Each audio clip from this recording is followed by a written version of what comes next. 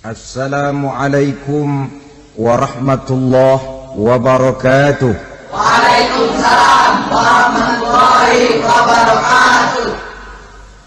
Alhamdulillah wassalatu wassalamu ala sayyidina Rasulillah sayyidina wa maulana Muhammad ibn Abdullah wa ala alihi wa sahbihi wa mawala. La hawla wa la quwwata illa billah, amma ba'du. Bapak-bapak, ibu-ibu, saudara-saudara kaum muslimin rahimakumullah. Kapan kiamat itu akan datang? Ini rahasia Allah. Jangankan kita yang orang awam, baginda Nabi sendiri tidak diberitahu oleh Allah kapan kiamat itu akan terjadi. Tetapi sungguh pun demikian, banyak hadis-hadis yang menjelaskan ciri atau tanda-tanda datangnya kiamat. Nah, kalau sudah bicara soal tanda kiamat itu ada dua. Pertama yang disebut alamatus sughra, tanda-tanda kecil. Ini waktunya masih ada tenggang. Ada yang dinamakan alamatul kubra, tanda-tanda besar, artinya kiamat sudah diambang pintu. Apa tanda-tanda kecil dari datangnya hari kiamat itu? Misalnya kata Nabi, apabila ilmu sudah diangkat oleh Allah, artinya apabila ulama sudah banyak wafat, minat orang belajar agama berkurang, lalu kebodohan nampak merajalela di mana-mana, zina dikerjakan secara terbuka, minuman-minuman keras jadi kebanggaan, itu termasuk di antara tanda-tanda kecil terjadinya hari kiamat. Apalagi misalnya iza waladatil ammatu rabbataha, apabila budak sudah melahirkan tuan. Apa maksudnya? Ada yang mentafsirkan apabila anak sudah bisa membudaki orang tuanya. Orang tua yang melahirkan dia, yang membesarkan dia, demi setelah si anak besar jadi orang berpangkat, bertitel, berharta, berkedudukan. Jadilah orang tua itu budaknya. Sehingga sering dibilang kalau orang tua kaya, anak jadi raja. Tapi kalau anak yang kaya, orang tua sering jadi budak. Apalagi munculnya fitnah yang bergelombang, timbul perang antara dua bangsa yang besar, waktu berjalan terasa sangat pendek sekali. Itu merupakan tanda di antara tanda-tanda kiamat. Termasuk di dalamnya sulit membedakan mana laki, mana perempuan. Kan kalau tanda-tanda kayak begini sekarang sudah banyak kita lihat kan? Ulama banyak wafat, penggantinya sulit. Zina dikerjakan berterang-terangan, minuman keras jadi kebanggaan, banyak anak membudaki orang tuanya, sulit membedakan mana laki mana perempuan. Kadang-kadang dari belakang kita lihat perempuan bener, begitu kita colek nengok jenggotan.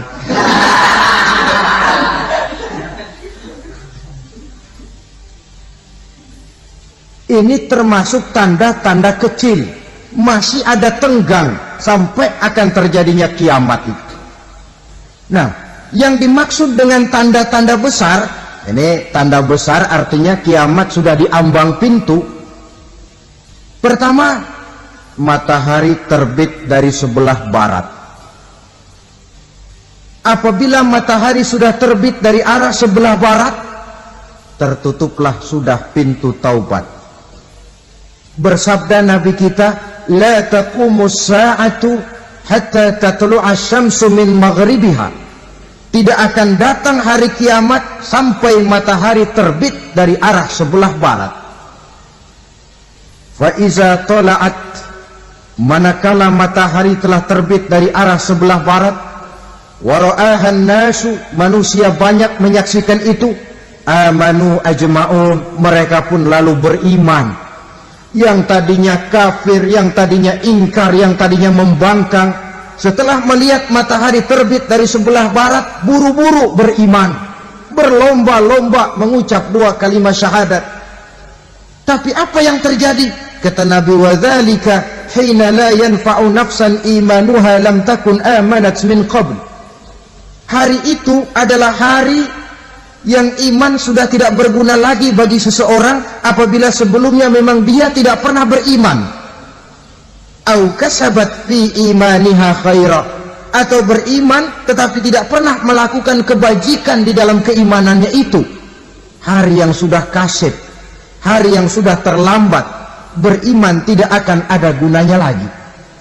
Ini pelajaran buat kita. Sebelum sang surya terbit dari sebelah barat, sebelum nafas sampai di tenggorokan, artinya pintu taubat masih terbuka. Kalau 2 hal itu sudah terwujud, nafas sudah sampai di kerongkongan atau matahari sudah terbit dari arah sebelah barat, tertutuplah sudah pintu taubat. Tak ada lagi gunanya pangkat, jabatan, harta, bahkan beriman pun dalam suasana macam itu too late, kata orang Kulon. Sudah terlambat. Matahari terbit dari arah sebelah barat, itu tanda besar, artinya kiamat sudah diambang pintu. Lalu apalagi tanda besar? Munculnya Dajjal. Dajjal artinya pendusta-pendusta yang menyesatkan manusia. Ada 2 macam Dajjal, saudara. Ada Dajjal kecil, ini Dajjal kelas teri. Kalau ini sejak zaman Rasulullah sudah ada itu. Tiap zaman ada. Di zaman Rasulullah misalnya ada yang bernama Aswad al-Unsi dari Yaman.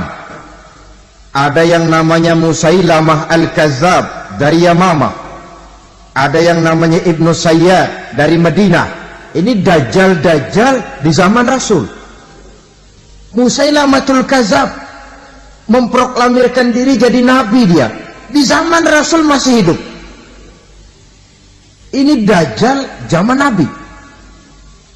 Di zaman sahabat muncul Dajjal.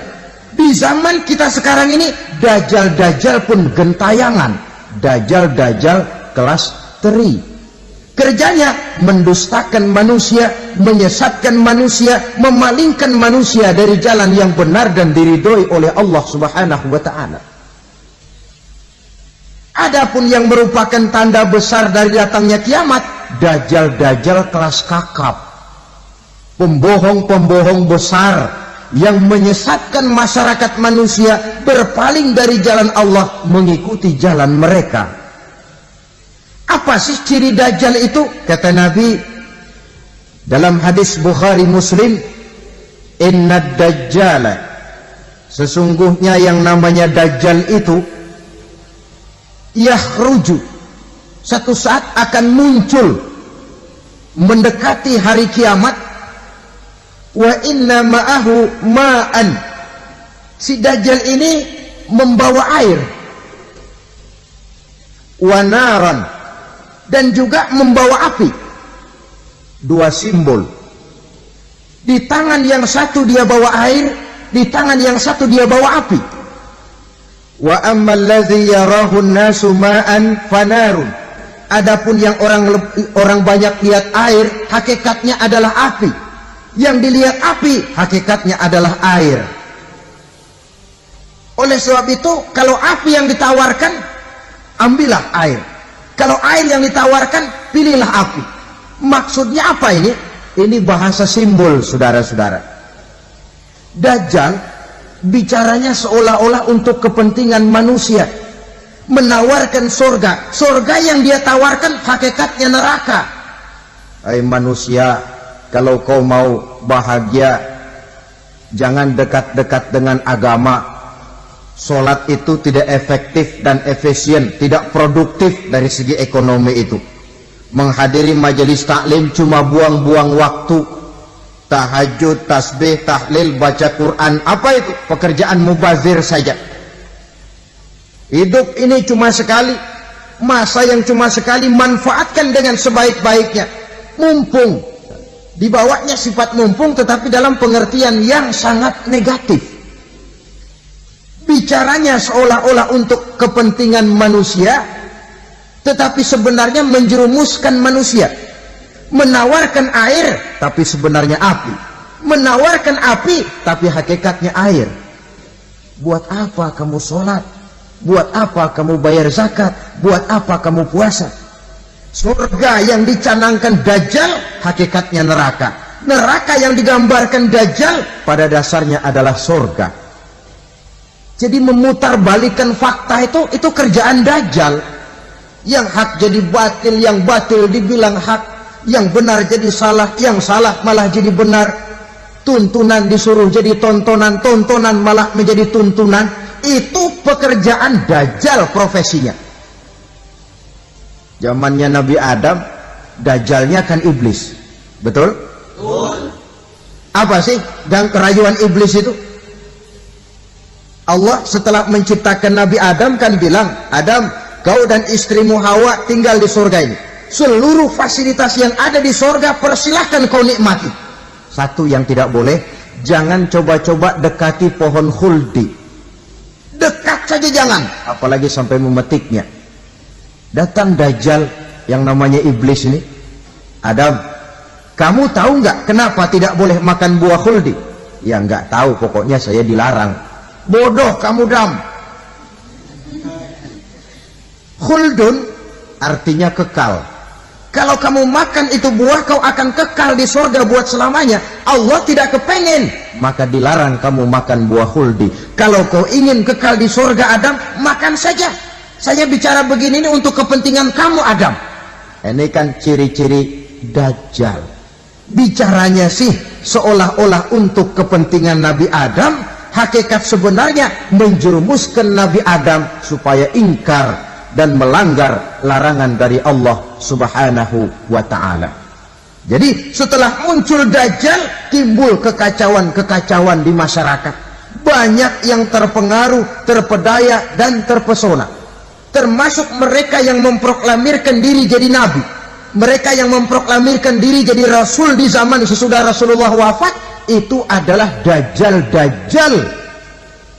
Maka saya ingatkan, kalau di zaman kita sekarang ini ada orang ngaku jadi nabi, ada orang ngaku jadi rasul, biar bahasa Arabnya kental, Quran hafal, hadis ribuan hadis hafal, biar pakai serban sampai menyengser ke tanah, bahasa Arabnya fasih, tapi dia mengaku jadi nabi, jadi rasul, kita umat Islam wajib tidak percaya. Wajib untuk tidak percaya. Itulah Dajjal-Dajjal zaman kita sekarang ini. Tidak mustahil mereka datang mempengaruhi orang-orang awam supaya berpaling dari Rasulullah, mengikuti mereka. Nah, di akhir zaman nanti, mendekati hari kiamat, Dajjal ini muncul. Dajjal kelas kakap, menyesatkan masyarakat manusia untuk berpaling dari Islam, mengikuti seruan mereka. Apalagi di antara datangnya kiamat itu, tanda yang besar itu, turunnya Nabiullah Isa Al-Masih, putra Maryam. Menurut berbagai hadis yang sahih, Nabi Isa Al-Masih nanti akan turun lagi. Tidak membawa risalah yang baru, tapi meluruskan risalah Islam ini yang telah banyak ditinggalkan oleh masyarakat. Bahkan ada hadis menjelaskan beliau akan membunuh Nabi, mematahkan kayu-kayu salib, lalu melaksanakan haji dan umrah mengikuti syariat Nabi Muhammad, bukan membawa agama baru. Menjadi semacam mujaddid, reformer, menyelamatkan manusia dari bisikan Dajjal. Bahkan ada riwayat yang menjelaskan bahwa Nabi Isa berhasil mengalahkan Dajjal, mengembalikan masyarakat manusia kembali kepada ajaran Islam yang datang dari Allah, dibawa oleh Rasulullah Sallallahu Alaihi Wasallam. Dengan kata lain, turunnya Nabi Isa bukan sebagai Nabi dan Rasul baru, tetapi mengikuti syariat Nabi kita Muhammad sallallahu alaihi wasallam. Saudara hadirin, ibu-ibu hadirat yang saya hormati, kemudian apalagi di antara tanda-tanda besar akan datangnya kiamat itu? Keluarnya asap atau awan. Kata Nabi, inna min asrati sa'ah dukhanan yamla'u ma bainal masyriqi wal maghrib. Di antara tanda-tanda kiamat munculnya awan atau asap yang memenuhi antara langit dan bumi. Ini pun diperkuat dalam surah Ad-Dukhan ayat 10. Fartaqib yauma ta'ti as-sama' bidukhanin mubin fayughshan nas hadza azabun alim. Bagi orang-orang yang beriman, mereka biasa-biasa saja. Tapi bagi orang kufur, datangnya asap dan awan ini merupakan azab yang kelewat pedih. Barangkali sedikit mendekati gambaran tentang azab yang pedih ini, saya ingatkan alam pikiran kita kepada peristiwa yang belum lama terjadi. Pernah dengar berita bocornya reaktor nuklir di Chernobyl, Uni Soviet? Pernah dengar? Bocornya reaktor nuklir di Chernobyl yang mengakibatkan ratusan bahkan sangat mungkin ribuan nyawa. Cuma satu reaktor. Bagaimana kalau seluruh cadangan nuklir yang dimiliki oleh para negara adik kuasa ini diledakkan? Bahkan yang konon menurut catatan, cadangan nuklir yang dimiliki bersama oleh Amerika dan Rusia sekarang ini sudah sanggup memusnahkan 6 miliar manusia. 1,5 kali lebih banyak dari jumlah manusia yang nongkrong di permukaan bumi ini. Saudara-saudara hadirin yang saya hormati, lalu saat mendekati hari kiamat, apalagi tandanya? Setelah Nabi Isa wafat, pada saat turunnya yang kedua kali, lalu Allah meniupkan angin sejuk. Semua orang-orang beriman, orang-orang baik wafat, sehingga penghuni bumi ini cuma tinggal lagi terdiri dari orang-orang kafir. Tidak ada lagi di bumi ini yang bisa mengucapkan Allah. Sehingga dalam hadis qudsi itu ada keterangan, innallaha azza wa jalla yaqulu li Israfil. Allah pernah pesan kepada malaikat Israfil, kata Allah, Israfil, iza sami'ta qailan yaqul Allah Allah fa akhirin nafah 40 sanatan ikraman liqailiha. Hai Israfil, apabila kau dengar di permukaan bumi masih banyak orang yang mengucapkan Allah Allah, maka tunda sangkakala kiamat itu 40 tahun. Untuk apa? Ikraman liqailiha, menghormati orang yang mengucapkan Allah Allah itu. Wah, jadi karena sekarang masih banyak yang mengucapkan Allah, besar hatilah kita, masih jauh kiamat itu. Tapi jangan lupa, kiamat pribadi, kiamat kecil itu yang nggak kita sangka-sangka. Ajal datang mencabut nyawa, itu kiamat pribadi, dan itu yang pasti kita hadapi, dan itu yang membuat kita tidak boleh bersikap main-main di dalam kehidupan sekarang ini. Saudara hadirin yang saya hormati, tidak ada lagi orang-orang muslim. Seluruh penduduk dunia ini kafir. Lalu terciptalah struktur sosial yang berlandaskan prinsip hidup semau gue. Bakal terjadilah prinsip di mana yang kaya menyantap yang miskin, yang kuat menindas yang lemah. Hidup sudah bagaikan di rimba belantara, berlaku hukum rimba, siapa yang kuat dia yang menang, siapa yang lemah menjadi mangsa. Timbul kekacauan, maksiat merajalela, munkarat menjadi-jadi, sehingga isi bumi ini penuh dengan segala macam perbuatan dosa. Tidak ada perlunya lagi alam diperpanjang temponya. Datang saat yang sudah dijanjikan oleh Allah Azza wa Jalla, maka terjadilah yang disebut kiamat kubra, kiamat besar, kiamat hancur-hancuran. Bagaimana kejadian ini dimulai? Dalam surah Az-Zumar ayat 68, Allah Subhanahu wa taala berfirman, "Wa nufikha fis-suri fasa'iqa man fis samawati wa man fil ardi illa man syaa Allah." Maka manakala ditiuplah sangkakala, terkejutlah seluruh yang ada di langit dan seluruh yang ada di bumi. Bila saat kiamat datang, Allah perintah malaikat Israfil, "Israfil, tiup sangkakalamu." Ditiuplah sangkakala oleh malaikat Israfil. Yang akibat daripada tiupan itu, seluruh yang ada di langit, seluruh yang ada di permukaan bumi terkejut. Yang ada di langit siapa? Malaikat kan. Bayangin aja kalau malaikat kaget, apalagi kita. Terkejut seluruh makhluk yang ada di bumi, yang ada di langit mendengar suara sangkakala itu. Bunyinya tidak sanggup kita bayangkan dahsyatnya. Ledakan nuklir, ledakan neutron, belum apa-apa ketimbang bunyi sangkakala malaikat Israfil ini. Nah, lalu mendengar bunyi sangkakala ini, gemparlah makhluk, kacaulah alam.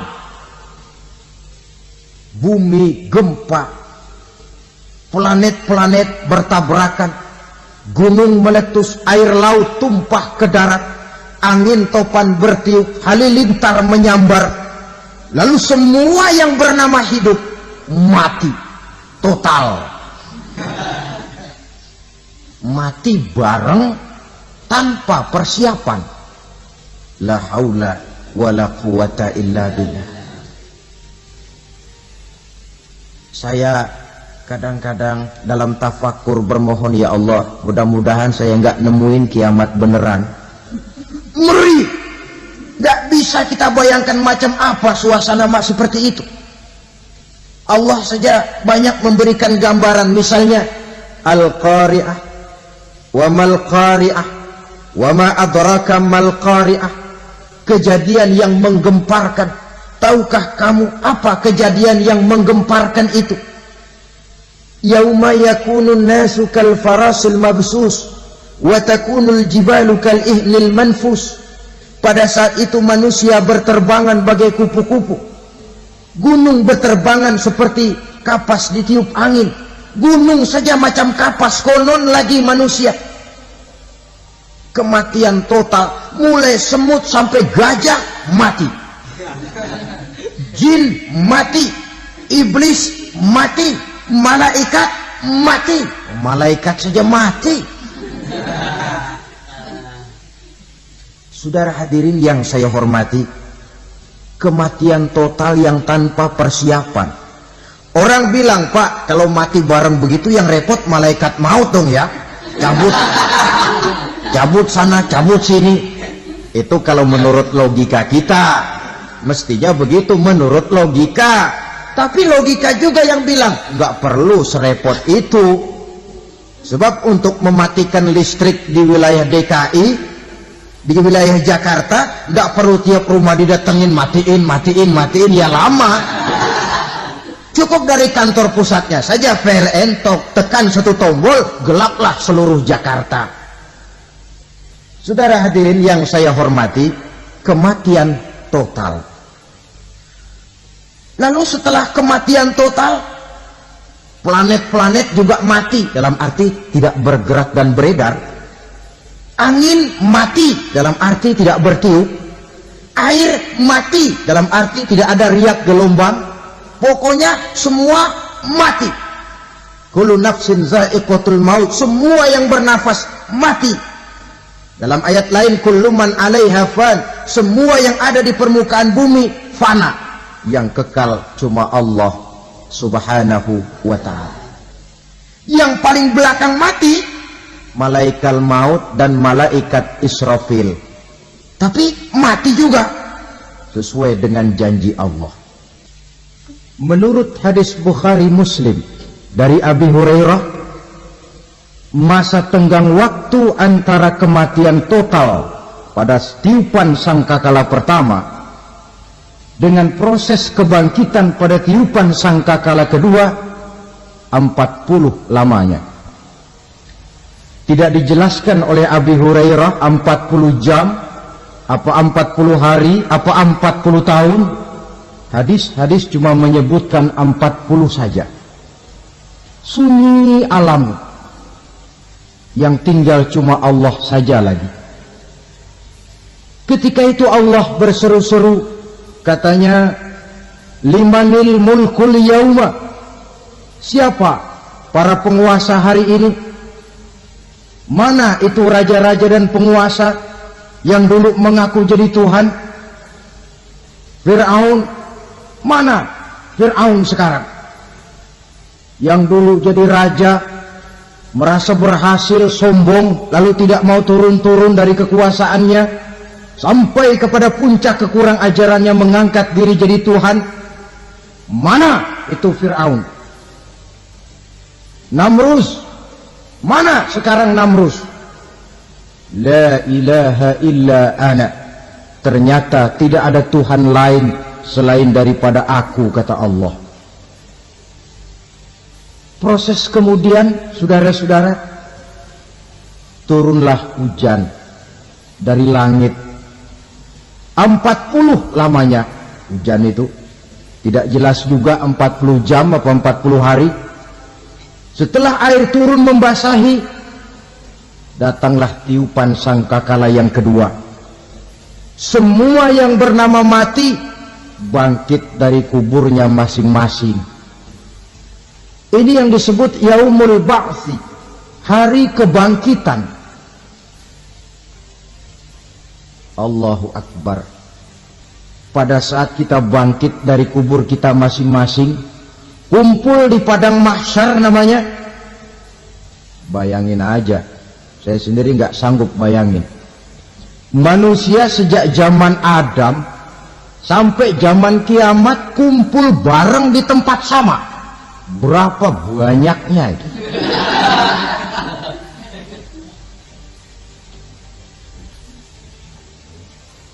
Dan yang luar biasa menurut satu riwayat, pada saat bangkit itu, Masya Allah, roman muka kita berubah, disesuaikan dengan amalan kita waktu di dunia ini. Barang siapa yang waktu di dunia amalannya itu amalan tikus, di akhirat nanti dia bangkit dari kubur, mukanya seperti muka tikus. Gagah betul badannya, tapi mukanya seperti tikus. Kenapa? Amalannya waktu di dunia seperti amalan tikus. Apa amalan tikus itu? Suka ngegeragoti barang yang sudah disimpan rapi-rapi. Orang sudah simpan uang rapi-rapi, simpan perhiasan rapi-rapi, digeragoti oleh tikus. Maling-maling, pencoleng-pencoleng, koruptor-koruptor. Itu nanti di akhirat nanti kita lihat mukanya seperti muka tikus. Oh, ini waktu di dunia suka nyolong, hanya seperti muka tikus. Barang siapa yang waktu di dunia ini amalannya itu amalan macan, dia akan bangkit nanti mukanya seperti muka macan. Apa amalan macan? Macan itu amalannya menang-menangan. Orang yang mau menang saja, nggak mau mengalah. Coba lihat di hutan. Kenal hutan nggak? Nah. Di hutan, raja hutan di mana-mana pasti macan. Betul kan? Betul. Padahal hutan belum pernah bikin pemilihan umum. Tapi macan tidak peduli ada pemilihan umum apa tidak, pokok saya raja. Sebab apa? Macan jadi raja itu bukan karena benar, tapi karena kuat jadi raja. Setelah dia jadi raja, rakyat hutan yang mesti dilindungi malah dimakan oleh raja macan. Kambing rakyat hutan dimakan oleh macan. Ayam rakyat hutan dimakan oleh macan. Itu nanti kita lihat di akhirat itu mukanya seperti muka macan, gagah betul. Lalu barang siapa yang di dunia ini amalannya itu seperti amalan anjing, nanti dia punya muka seperti muka anjing. Apa amalan anjing? Pertama, anjing itu kalau disuruh jaga rumah, dia tidak bisa membedakan mana maling, mana tamu. Biar yang datang maling, kalau bawa tulang, anjing kalem. Yang kedua, anjing itu akan setia kepada siapa saja yang memberinya roti. Siapa yang memberinya roti, itulah majikannya. Apa kata majikannya, pasti dia laksanakan. Soal benar atau salah, dia tidak peduli. Setelah anjing dapat roti, dia tidak punya pilihan lain kecuali bilang, abdi mah kumaha juragan wae ayeuna mah.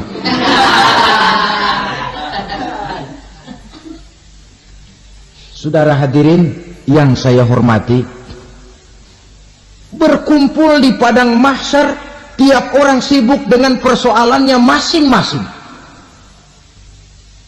Matahari waktu itu didekatkan oleh Allah, panas luar biasa.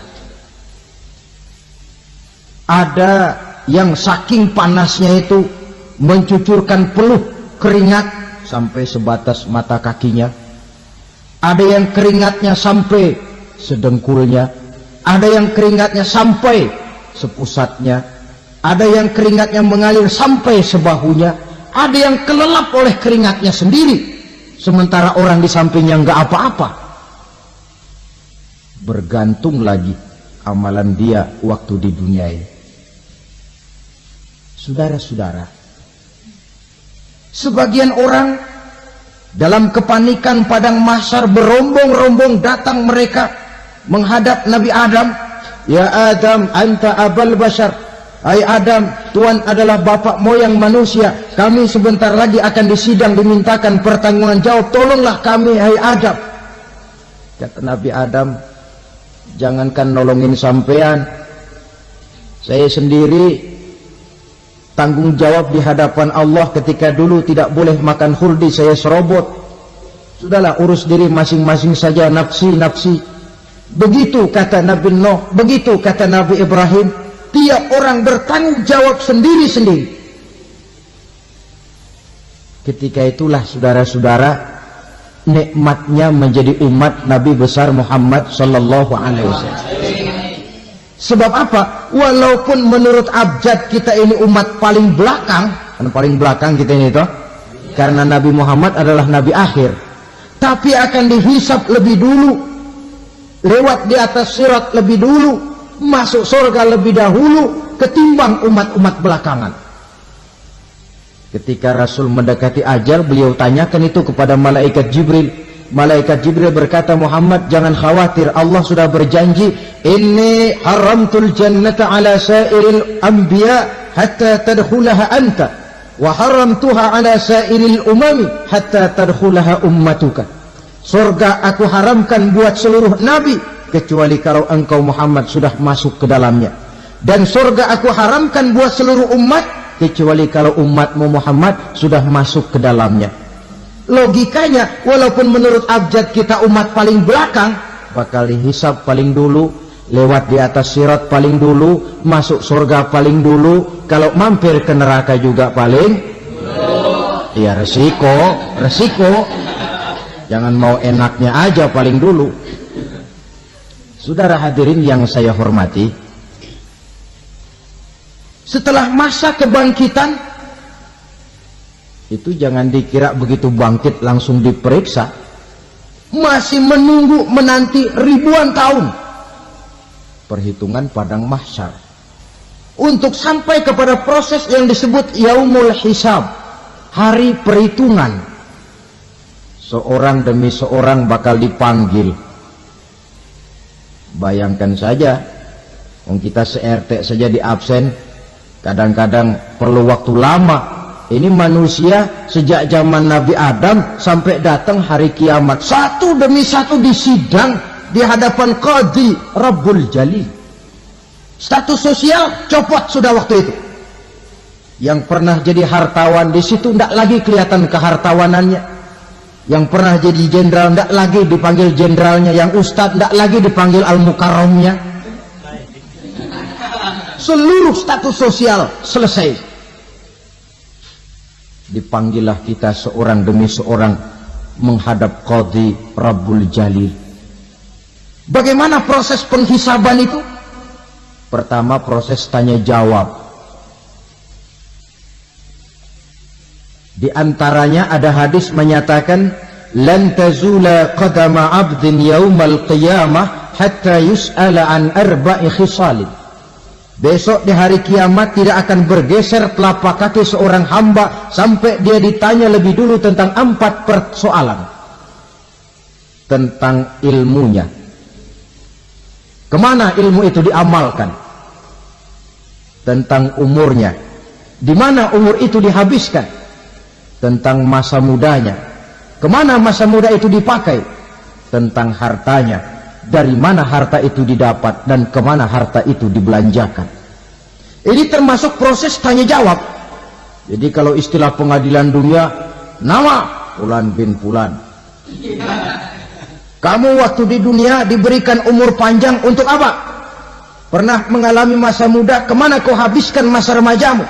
Kau diamanahkan ilmu, dengan apa ilmumu kau amalkan?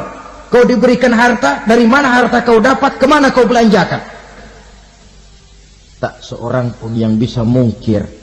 Sebab apa? Dikala itu yang menjadi saksi bukan orang. Yang menjadi saksi adalah seluruh anggota badan kita. Tangan bicara, kaki jadi saksi terhadap seluruh amalan yang pernah kita kerjakan pada saat kehidupan di alam dunia ini. Selesai proses tanya jawab, lalu diperlihatkan buku catatan kita waktu hidup di dunia ini. Jangan lupa Allah itu menyiapkan 2 superkomputer kepada kita. Sebelah ditempelin sebelah kanan, yang sebelah tempelin di sebelah kiri. Komputer itu namanya Raqib dan Atid. 2 malaikat yang apabila baik kita lakukan, refleks saja akan menulis kebajikan kita. Jahat kita kerjakan, akan tertulis. Catatan itu nanti diperlihatkan kepada kita. Waduh, alangkah malunya pada saat diperlihatkan catatan kita, buku rapot kita merah melulu. Barangkali diperiksa sambil diomelin, brengsek lo. Buku merah melulu begini, bagaimana waktu hidup di dunia? Tidak cukup diperlihatkan buku catatan kehidupan, rekaman kehidupan. Rekaman kehidupan kita secara utuh sejak terlahir sampai ajal datang merenggut nyawa. Barangkali mirip dengan video sekarang ini, di mana terekam dengan baik seluruh kegiatan kita sejak yang sekecil-kecilnya sampai kepada yang sebesar-besarnya. Untuk kemudian kita pun menerima balasan. In khairan fa khairun wa in syarran fa syarrun. Kalau baik ya baik balasannya, kalau jahat ya jahat juga balasannya. Catatan-catatan kita diberikan. Kalau banyak kebajikannya diberikan di tangan kanan dengan cara yang halus. Kalau banyak kejahatannya diberikan dari sebelah kiri atau dilempar dari belakang. Itulah sebabnya sejak di dunia ini kita sudah mohon kepada Allah. Ketika berwudu membasuh tangan kanan, apa kita bilang? Allahumma a'tini kitabi biyamini wa hasibni hisaban yasira. Ya Allah, berikan saya kitab di tangan kanan, dan kalau saya memang perlu dihisap, hisaplah saya yang seringan-ringannya. Tangan kiri berlindung kita kepada Allah. Jangan sampai diberikan kitab di tangan kiri atau dari arah sebelah belakang. Wa'udzubika an tu'tiya kitabi bishimali aw min wara'i zuhri, dari arah sebelah belakang. Na'udzubillah min dzalik. Setelah selesai lewat proses penghisaban, lewat mizan, timbangan, maka yang sudah selesai dihisab itu bergeraklah menuju sirat, jembatan yang terbentang menuju surga melalui neraka. Saudara-saudara, panjangnya perjalanan sirat itu memakan waktu ratusan tahun. Tetapi orang yang lewat di atas sirat pun macam-macam, bergantung amalannya ketika di dunia ini. Ada yang lewat di atas sirat itu kalbarkil khatib, seperti kilat yang menyambar, lep, sudah sampai dia di surga. Cepat bukan main. Ada yang lewat di atas sirat itu seperti orang lari-lari. Ada yang lewat di atas sirat itu seperti orang jalan biasa. Ada yang sambil merangkak, ada yang sambil ngesor, ada yang sambil gelayutan, ada yang selamat sampai ke ujung ke surga, ada yang tergelincir jatuh masuk ke dalam neraka, bergantung amalannya dalam kehidupan di dunia sekarang ini. Tiap kita akan melewati yang namanya sirat ini. Saudara-saudara kaum muslimin yang saya hormati, dengan demikian mereka yang selamat melalui sirat sampai ke terminal akhir surga, mereka yang ketika dihisab ternyata banyak kejahatannya daripada kebaikannya, mereka singgah di dalam neraka.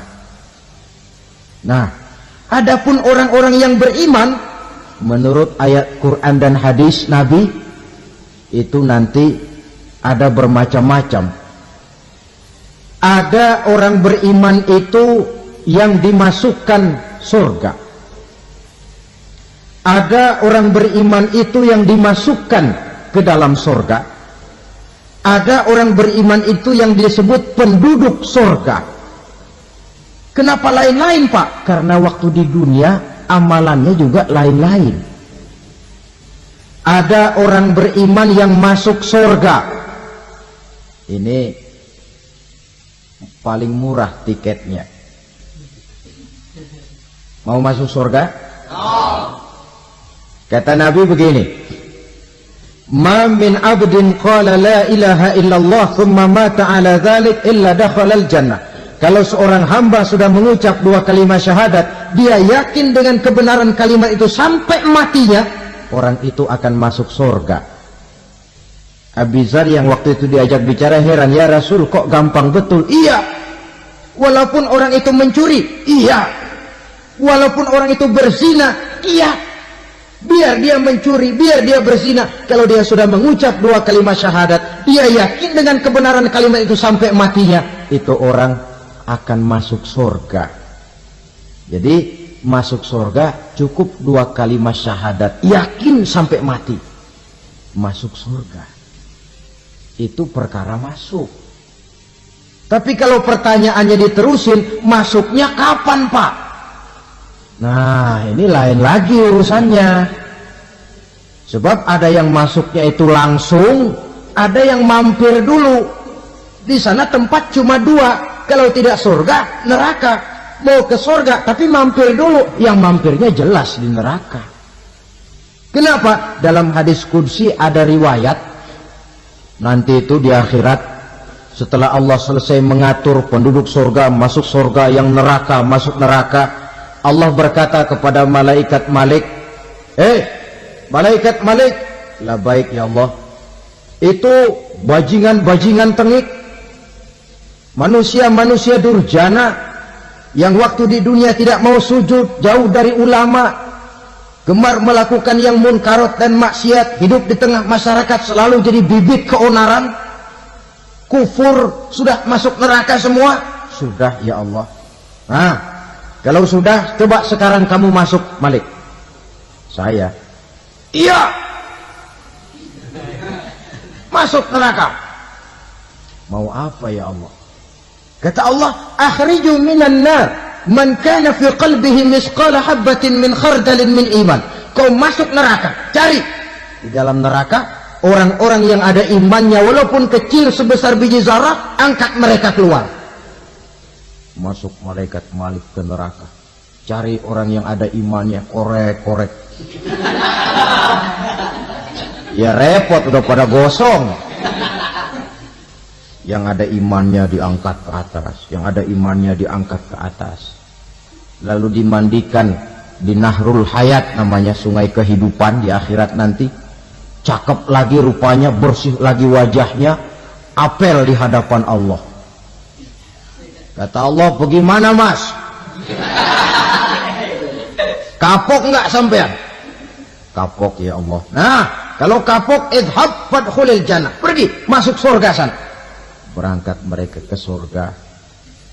Ketemu sama teman-temannya yang udah sampai lebih dulu, yang nggak pakai mampir lagi. Terjadi dialog. Kata teman-temannya yang udah pada nyampe duluan, mas, iya, emang baru sampai? Saya baru sampai. Memang mampir di mana dulu mas? Kita sudah lama sampai di surga. Saudara buka surah Al-Muddathir ayat 34-35. Ma salakakum fis saqar? Kenapa kamu mampir di neraka Saqar? Qalu lam nakum minal musallin. Mereka menjawab, kami mampir di neraka Saqar mas, gara-gara dulunya kami waktu di dunia tidak pernah sholat. Tidak pernah sholat? Tidak pernah. Karena rumahnya dekat masjid. Cuma dekat doang mas. Sholat mah enggak saya. Nggak pernah ngasih makan fakir miskin, nggak pernah hadir di majelis taklim, pendeknya nggak pernah melakukan kebajikan. Maka saya pun mampir di neraka Saqar. Untung betul saya punya iman mas, sedikit. Waktu hidup di dunia dulu saya pernah mengucap 2 kalimat syahadat, sekali-kalinya waktu mau kawin. Masya Allah. Untung saja kawin, kalau nggak kawin polos.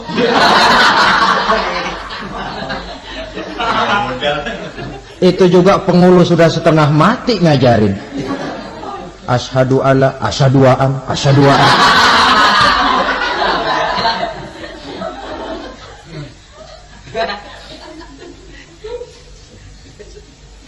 Ini namanya masuk surga, ada mampir dulu. Ada pula orang mukmin itu yang dimasukkan surga. Namanya dimasukkan kan terima beres. Saya masuk ke rumah, jalan sendiri, cari tempat sendiri. Saya dimasukkan ke dalam rumah, terima beres, pokok ada di dalam, itu dimasukkan namanya. Nggak pakai mampir. Tapi tentu tiketnya lebih mahal ketimbang yang pertama tadi. Apa kata Allah? Innal ladzina amanu wa amilus shalihat la ukaffiranna anhum sayyi'atihim wa la udkhilannahum jannah. Sesungguhnya orang-orang yang beriman kemudian beramal soleh, kami hapuskan segala dosa dan kesalahannya, kami masukkan mereka ke dalam surga. Lihat ayatnya, Allah yang memasukkan, kita yang dimasukkan. Tidak pakai transit, tidak usah mampir. Cuma tidak cukup syahadat, tidak cukup amanu, tapi diiringi dengan wa amilus shalih.